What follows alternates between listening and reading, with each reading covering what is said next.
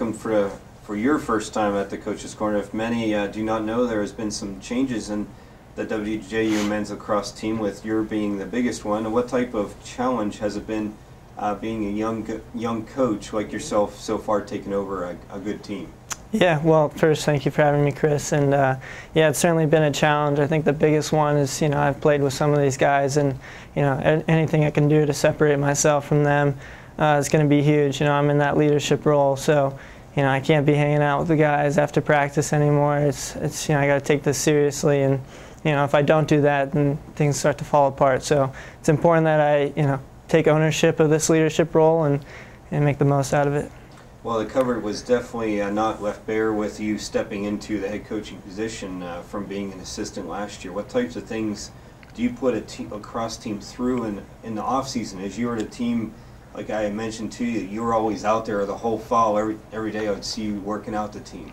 Yeah, I feel like for us, getting out there in the fall, just figuring out our personnel, the freshmen coming in, it was important to get 3 or 4 practices in every week, and then a big emphasis was conditioning and lifting in the fall. I think in years past we haven't done the best job of that, so we had a rigorous 3 days of lifting every week, 3 days of conditioning every week, and one of our main focus this year is just being the best athletes on the field, and I think we definitely did a good job of that. And some other prep was just being the best we can in the classroom. That was important, making sure guys are attending study hall, and I think guys did a very good job this past fall, and hopefully it continues this spring.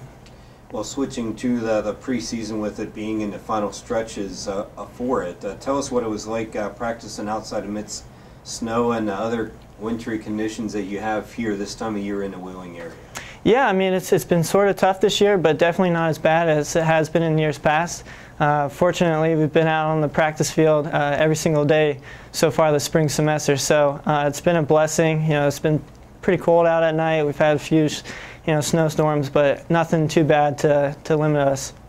Well, you had your first actual game coaching experience this last Saturday at home in a scrimmage with John Carroll. Tell us about how that went overall, and did you learn anything more about your team in an actual competition?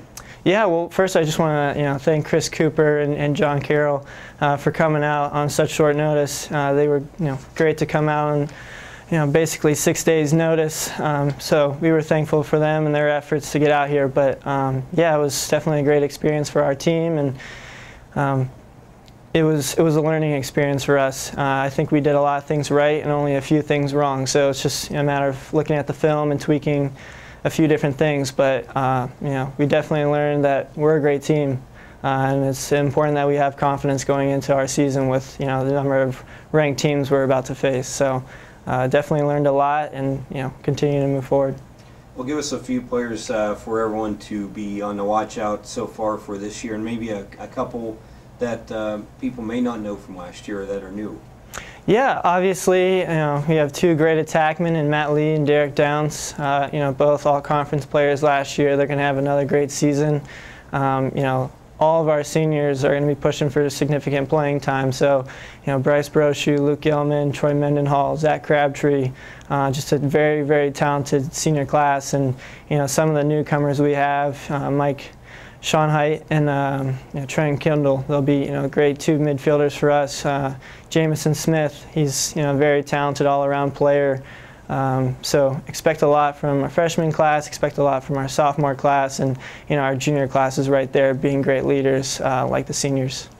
We'll give you an easy one to finish. When do you take the field first for your inaugural coaching debut?